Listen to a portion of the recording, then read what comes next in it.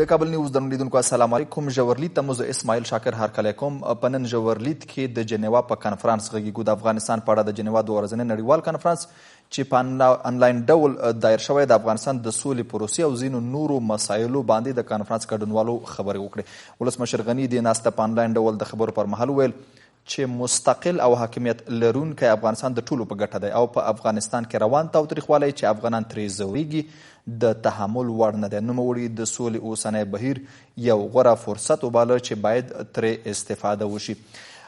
دغه راز په دې کنفرانس کې د افغانستان په ژمنو باندې ډیر تمرکز کیږي چې هغه ژمنې چې په تیر جنیوا کنفرانس کې افغان حکومت نړیوالې ټولنې ته ورکړې وي تر کومه بریده عملي شوي دي. د سولې په برخه کې د ښې حکومتوالۍ د جګړې د پای ته رسولو او دغه راز د امنیت د ټینګښت په برخه کې د افغان حکومت کومې ژمنې چې نړیوالې ټولنې سره کړې وي تمه شته چې په دې کنفرانس کې افغان حکومت نړیوالې ټولنې ته خپل ګزارش وړاندې کړي.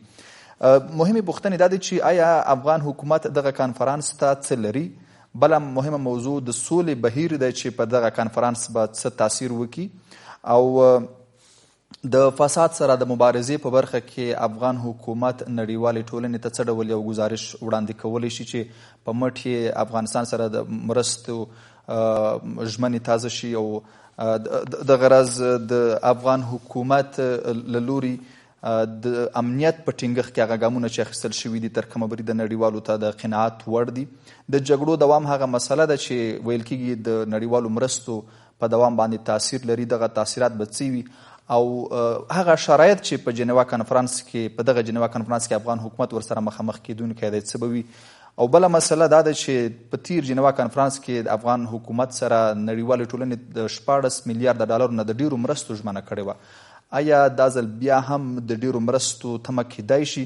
دغه مسله له خپلو درنو میلمنو سره څیړو. په دې خپرونه کې را سره د سکایپ له لارې د شفافیت د څار سازمان د عدالت غوښتنې د برخې مسؤل ناصر تیموري، د افغانستان د مدني ټولنې د مجتمع یا مجمع مشر عزیز رفیعي او له واشنګټن را سره اقتصادي شنونکی عبدالقادر جیلاني دي. درې واړو میلمنو ته ښه راغلاست وایم، ستړي مه شئ.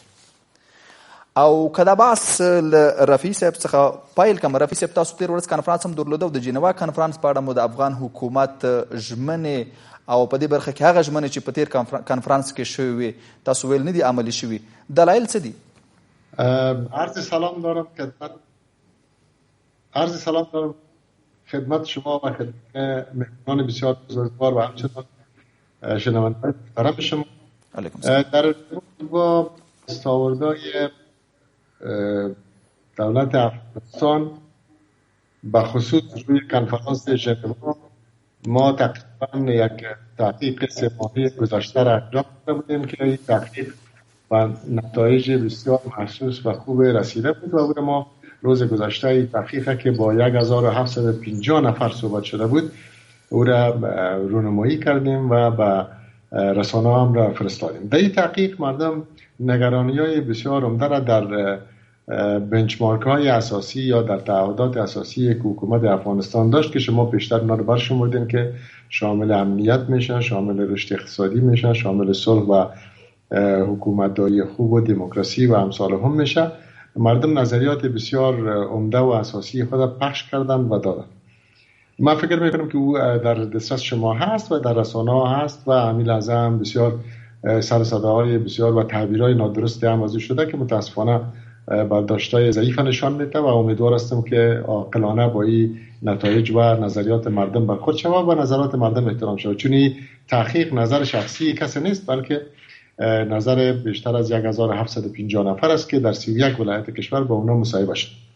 که دغه تحقیق ډېر عمده برخه ویل شي. بله، در این تحقیق که هدفش چگونگی بررسی تعهدات ژنوای اول از نظر مردم است. مردم در مورد امنیت نگران هستند و امنیت به اندازه‌ای که حکومت افغانستان وعده کرده بود بهتر نساخته. فیصدی‌های بسیار مشخص نشان میده که چقدر مردم باورمند به مسائل امنیتی هستند و چقدر نیستند و چقدر خود مسئول احساس میکنند. ما پرسیدیم از مردم که آیا شما در محلی که زندگی میکنید امنیت شما خوب است؟ بعضی‌ها گفته که بسیار خوب است، بعضی‌ها گفته خوب است، بعضی‌ها بسیار گفته خوب است، بعضی‌ها گفته هیچ خوب نیست. ما مثلا از مردم پرسیدیم که آیا دولت تانسته که به شما امنیت تامین بکنه؟ آیا شما به ظرفیت قوت‌های امنیتی افغانستان باور کامل دارین؟ آیا اینا از تجهیزات از اعاشه و احاطه درست برخوردار هستند؟ مردم پاسخ داده. هر کس کسانی که از 1750 نفر هر کدامشان پاسخ خود دادن و ما این پاسخ‌ها را و این نظریات مردم انعکاس دادیم. در مورد مسائل مربوط به صلح هم مردم گفتن که علتهای صلح و عوامل جنگ، عوامل صلح و این مسائل مردم بررسی کردن و حلاجی‌های بسیار منظم صورت گرفتن، نظریات خود دادن.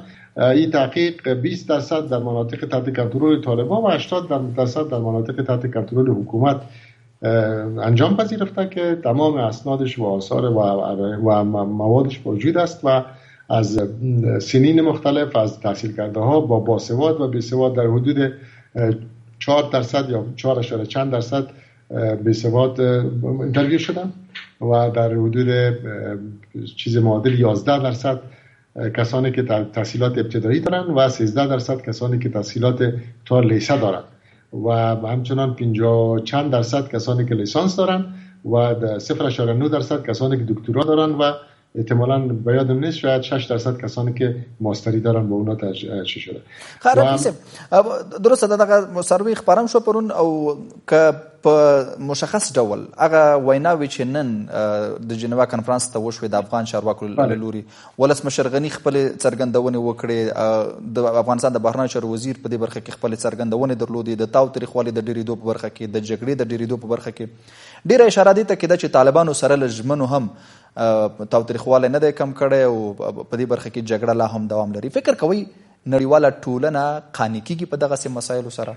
به نظر من که یک مشکل بسیار اساسی وجود داره. مشکل اساسی است که بی‌باوری در افغانستان بسیار بالا هست. سطح بی‌باوری نسبت به نظام، نسبت به سیاستمداران، نسبت به حکومت، حتی نسبت به طالبان و نیروهای مخالف حکومت، حتی کسانی که به عنوان گروه‌های مخالف حکومت در درون حکومت هستند و در بیرون از حکومت فعلا در کابل جا دارند یا در ولایات مختلف افغانستان حضور دارند و به اصطلاح به جنگ نظامی هم نمی‌پردازند. بی‌باوری نسبت به کل در افغانستان بالا است. مردم افغانستان در واقع امر اعتماد خود و اعتماد به نفس روی سیاسیون به صورت کامل اگر گفتن نگوییم تا 90 چند درصد از دست داده. این بسیار نگران کننده است. یک. دوم، تعهدات را که دولت انجام داده بود به صورت ملموس و به صورت عینی گزارش نداده. مثلا من میخوام بگم که قرار بود که حتی در 4 سال قبل یک کمیسیون حتی از میخوام بگم که از تعهدات کنفرانس اولیه لندن است که باید یک کمیسیون مستقل مبارزه با فساد ایجاد شد. متاسفانه این کمیسیون 2 روز پیش از کنفرانس ژنو 2 ایجاد میشه، اونا تعلیف یاد میکنن. حال مردم چگونه اعتماد بکنه که همین کمیسیون به خاطر مردم ایجاد شده یا به خاطر کنفرانس ژنو؟ کارهایی را که از نقطه نظر سیاسی به عنوان یک مانع و حکومت افغانستان انجام میدن، بی‌اعتمادی مردم نسبت به حکومت بیشتر میکنن. این به این معنی نیست که مردم افغانستان با حکومت بی‌اعتماد هستند، به طرف مقابلش اعتماد دارن. مردم عملا نظر دادن که به طرف مقابل اعتماد کمتر از حکومت دارن. شاید مردم به این بیشتر باور داشته باشند که در حکومت موجود نسبت به حکومت‌های گذشته خود مسئول‌تر احساس میکنن، خود آرامتر احساس میکنن. اما این به این معنی نیست که حکومت قابل اعتماد برای مردم افغانستان باشه و مردم افغانستان اعتماد داشته باشه. آنچه امروز گزارش داده شده بود یک گزارش است. حکومت افغانستان گزارش خدمات نسبت به دست آورده. امیدوار هستم که وزیر مالیه در نشست فردا بتونه همون گزارش بسیار دقیق و وزرای دیگه بتونن گزارش‌ها رو بسیار منظم ارائه بکنن تا جامعه جهانی قضاوت بکنه. جامعه جهانی شاید بسیار واقف باشه نسبت به آنچه اتفاق افتاده و آنچه اتفاق نفتیده. سروی ما نشان میده که خود جامعه جهانی هم دچار مشکلات است. موثریت کمک‌ها خیلی به وضاحت نشان داده که تنها 16% مردم فکر میکنه که کمک‌ها مؤثر استفاده شده، ولی متباقی یا نمیفهمن یا مشکل دارن میگن و یا میگن که مؤثر نبوده. این نشان میده که اما اعتماد را که باید این همی کمک‌ها با وجود میاد، این کمک‌ها با وجود نمیاد. هرچند ادامه کمک‌ها را بیشتر از 50% توقع دارن. مردم افغانستان بیشتر از 50% آرزومند هستند که کمک‌ها ادامه پیدا کنه، اما متاسفانه اعتماد مردم نسبت به حتی موثریت همین کمک‌ها هم بسیار پایان است. من باورم این است که حکومت افغانستان گزارشات بسیار خوب همیشه ارائه میکنه. در این کنفرانس تنها نه، در تمام کنفرانس‌های جهانی که تا حالا افغانستان دایر کرده، شاید یکی از بهترین پیپرها را بنویسن، حتی بهترین استراتژی‌ها را بنویسن. اما این پیپرها یا این و گزارش‌ها و این استراتژی‌ها برای افغانستان کارا نمی‌افتند. علتش این است که حکومت و مردم فاصلهش بسیار زیاد. ډیره مننه رفیع صاحب. حکومت و مردم بسیار زیاد. تاسو ته بیرته راګرځم او تیموري صاحب ستاسو تمه څه ده د یو څارونکي سازمان په توګه چې ممکن تاسو په دې کانفرنس کې ګډون ولرئ چې څومره حکومت توانیدلی شي چې یو ټولیز راپور ورکړي نړیوالې ټولنې ته او هغه راپور د نړیواله ټولنه هم دې ته قانع کړي چې افغانستان سره مرستو ته دوام ورکړي؟ رحیم شما بینندگان عزیز جناب رفیعی صاحب و جناب جیلانی صاحب، در مورد این که حکومت چه تعهد سپرده، این تعهدات چقدر انجام شده و جامعه جهانی چه فکر میکنن، یک نظریات متفاوت وجود داره. حکومت از یک طرف ادعا میکنه که پیشرفت صورت گرفته، اما نهادهای مدنی دیدگاهشان است که پیشرفت ها صورت نگرفته. من یک 3 معیار کلان که میشه پیشرفت ها را بر اساس از او اندازه گیری کرد و این پیشرفت هایی است که اندازه گیری از او در زندگی مردم تغییر آمده باشه. این شاخص است. موضوع اول موضوع فساد است. بر اساس معیار شفافیت بین المللی یا ترانسپرنسی اینترنشنال در 2 سال گذشته افغانستان از 100 نمره 16 نمره در شفافیت داشت، حالی هم 16 نمره در شفافیت داره و این را از یک بچه صنف اول مکتب هم پرسان بکنین که اگر از یک مضمون از 100 نمره 16 نمره بردی چی معنا داره؟ این را مسلما همین معنایی هست که در مورد شفافیت هم داره. یعنی وضعیت در مورد مبارزه با فساد و شفافیت به حد کافی خراب است. موضوع دوم در مورد مبارزه با فساد، بر اساس سروی ملی فساد نشان میده که مردم فساد کوچک 1.7 میلیارد دلار سالانه برای کارکنان فاسد دولتی میپردازند و این شامل فساد کلان، غصب زمین و تدارکات و اختلاس و فسادی که در تعیینات و مقامات ارشد میشه نمیشه. فقط مردم عادی 1700 میلیون دلار مجبور میشن رشوت بپردازند. این تصویری که نشان میده این تصویر پیشرفت نیست. دوم مسئله فقر است. مسئله فقر، ما با این معیارها فقر در افغانستان در سال 1395 36% بوده. حال با این معیارها 72% تلقی شده. هرچند رئیس جمهوری فیصدی را بنا به دلایلی که ما واقعا نمیفهمیم این را 92% میگه، به نظر خودش فقر بیشتر بلند رفته، اما به هر صورت چه 72% چه 92% از 36% یک وضعیت نشان میده که به عقب رفته. مسئله سوم بحث امنیت است. من فکر کنم کسی نباشه که خصوصا در این روزا خصوصا هموطنان و ساکنان کابل به این باور باشن که امنیت بدتر نشده. ما گزارش‌های مثلا روز گذشته رو ببینیم، 23 ولایت در اونا جنگ بوده و وضعیت شهر کابل نیاز به توضیح نداره. بنابراین اگر معیار این رقم معیار هاست و اینا معیارهایی است که بحث زندگی مردم است، بحث فقر است، بحث اقتصاد مردم است، بحث دیدگاه مردم است، آزادی‌های مردم است. در اینا نه تنها پیشرفت نشده بلکه در موارد ما عقبگرد هم داشتیم. حالا ایره من فکر میکنم مردم قضاوتشان بسیار واضح است و این قضاوت مردم کردن و این گزارش ها بر اساس اونا تهیه شده. ای که جامعه جهانی چی را میخواین بگن، چی را میخواین قبول بکنن، او را ما امروز و فردا میبینیم. تیموري صاحب د جامعه جهانی له ادرسه ملګرو ملتونو په جامعه جهانی باندې یو ځل بیا غږ کړی دی چې افغانستان سره خپل مرستې جاري وساتي، ځکه د افغانستان وضعیت داسې نه دی چې په افغانستان باندې د مرستې قطع شي یا د مرستې کمې شي، که څه هم د کموالي په برخه کې ګواښ شته. نو اوس هغه شرایطو خبرې چې کېږي، مرستې به کېږي خو ولې مشروطې. په داسې حال کې چې د جنیوا په لومړني کنفرانس کې هم مرستې مشروطې وې، نو دغه د مرستو مشروطول ګټه لري؟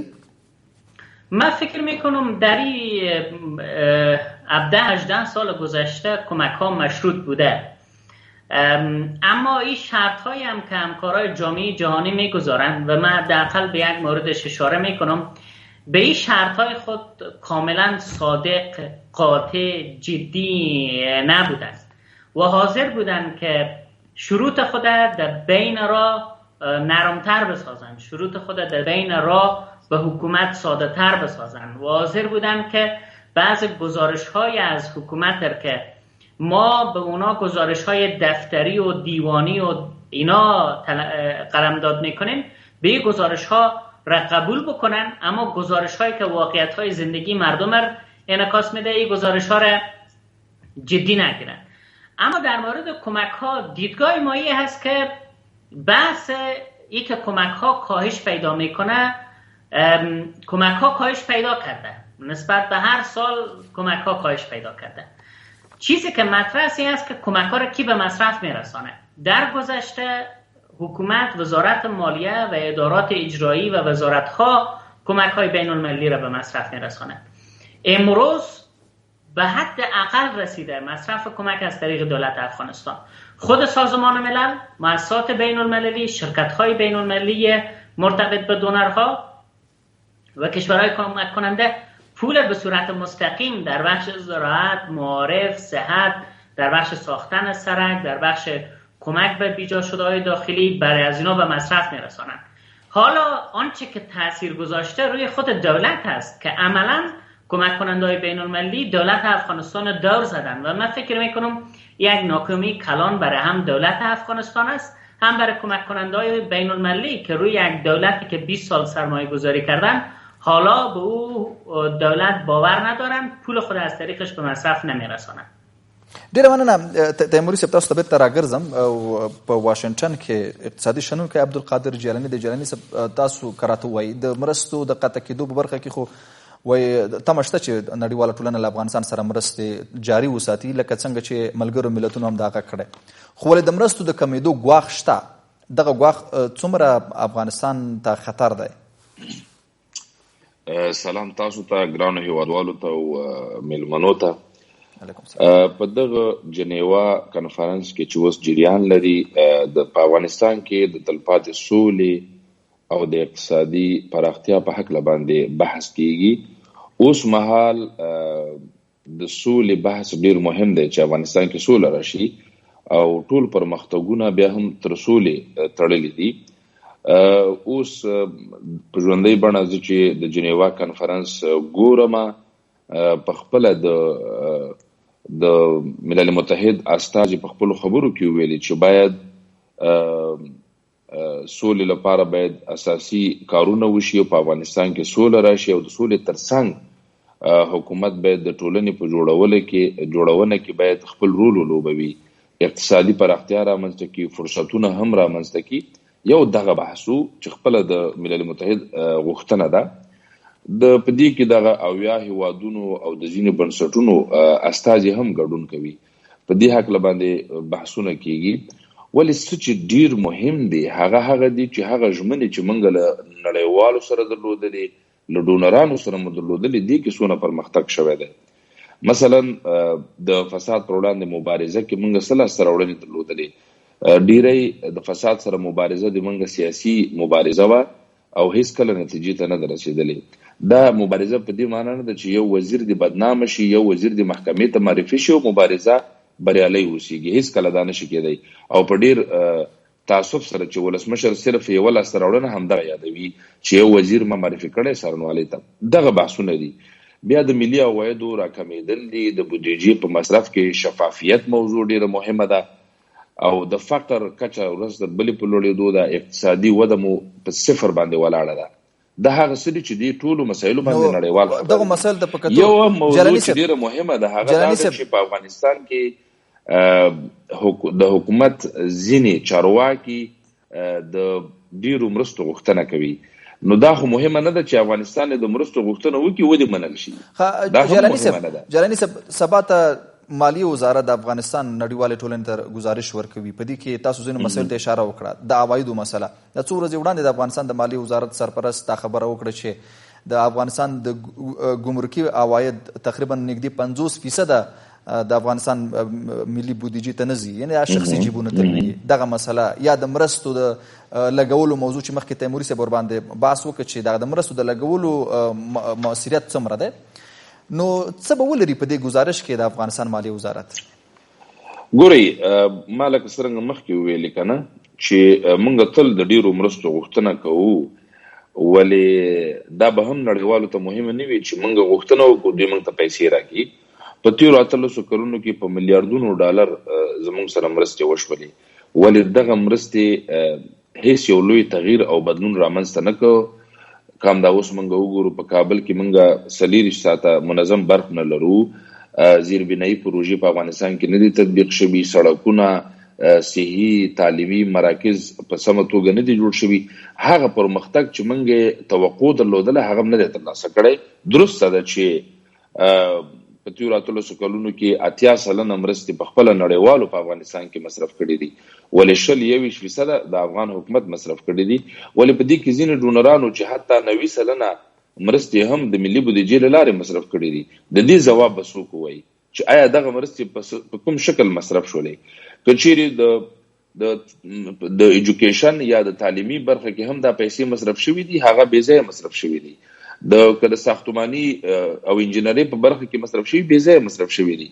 موږ اساساً په تېرو کلونو کې ډېرې مرستې، موږ 65 سلنه مرستې یوازې په امنیتي سکتور کې مصرف کړي دي. که چیرې موږ اقتصادي سکتور باندې تمرکز کړی وی او په افغانستان کې مو بازارونه مووان کړی وی یا حرکت کې مو راوستلی وی، په هغه صورت کې به خلکو ته ډېری کاري فرصتونه پیدا شي او خلک بیکاره نه وو. ولسمشر غني چې د کانفرنس ته وکړه په نړیواله ټولنه باندې یو غږ دا وکړ، موږ مرستې نه غواړو، ولې موږ اړیکې غواړو. د اړیکو جوړولو لپاره وایي موږ سره همکاري وکړئ، په سیمه کې د سوداګریزې راکړې ورکړې لپاره وایي موږ سره همکاري وکړئ. افغان حکومت چې په دې اقتصادي او سوداګریز سکتور کې څوک ګمارلي دي په دې برخه کې هغوی کار کوي، هغوی څومره توانېدلي دي چې د خپلې دغه سوداګریزې اړیکې لږ تر لږه له خپلو ګاونډیو هیوادونو سره په سمه توګه تنظیم کړي؟ ډېر ښه سوال هم مطرح که ما غوښتل چې په دې هکله باندې زه وغږېږم. اوس په دغه کنفرانس کې یوازې هدف زمونږ دا نه دی چې په یوه برخه کې د موږ سره مرستې وشي. دلته اقتصادي او سیاسي مرستې غوښتنه موږ کوو، که هغه د سولې پروسه کې وي، که هغه د اقتصادي پراختیا کې وي، که هغه د مالي مرستو په برخه کې وي.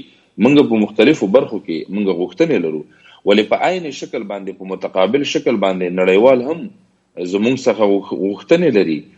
موږ چې هغه شاخصونه چې ټاکلي وو هغه کې باید موږ پرمختګ وښیو. بل څومره کارخانګي یا په داخل د افغانستان کې موږ څومره کار کړی، دا ډېر مهم بحث دی. تاسو ډېر ښه موضوع ته اشاره وکړه. د سکتوري ادارو پر راس کې هغه خلک او هغه اشخاص ټاکل شوي دي، سلیقوي برخورد شوی، سیاسي برخورد شوی دی چې هغوی کاري وړتیا نه لري. دلته د اساسي قانون یوه ماده هم تر پښو لاندې کیږي چې هر وزیر چې ټاکل کیږي باید د هغه زده کړې، تحصیل، تجربه، کاري سابقه او نیک شهرت باید په نظر کې ونیول شي، وزیر وټاکل شي. د نااهله اشخاصو ټاکل هغه سبب د دې کیږي چې مونږ وده ونه کړو، مونږ پرمختګ ونه کړو، ځکه دوی په کار باندې نه پوهیږي. او هغه پراشوټي خلک چې افغانستان ته راغلي دي او ځینې د ټامیانو په نوم باندې مشهور دي، ټول خلک یې پیژني، دا هغه اشخاص دي چې دوی موقت شکل باندې راغلي افغانستان ته او دلته غواړي پیسې ټولې کړي او بیرته پښې سپکې کړي. نو دغه خلک د افغانستان هغه سرنوشت سره لوبې کوي، د افغانستان راتلونکي سره لوبې کوي.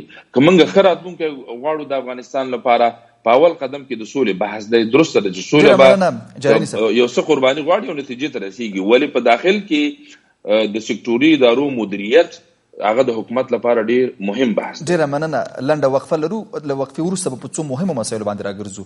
په قطر کې بین الافغاني خبرې روانې دي او داسې ویل کېږي چې جنیوا کنفرانس کې کېدونکې تعهدات، څرګندونې او ژمنې او نتایج به د قطر په کنفرانس باندې هم، د قطر په ناستو باندې هم تاثیر ولري. او داسې ویل شوي دي چې طالبان ته هم په دې کنفرانس کې ځینې فشارونه متوجه دي. دا به څه وي؟ په د خبرونې په دویمه برخه کې ورباندې راګرځو. اوس هم لنډ ځنډ.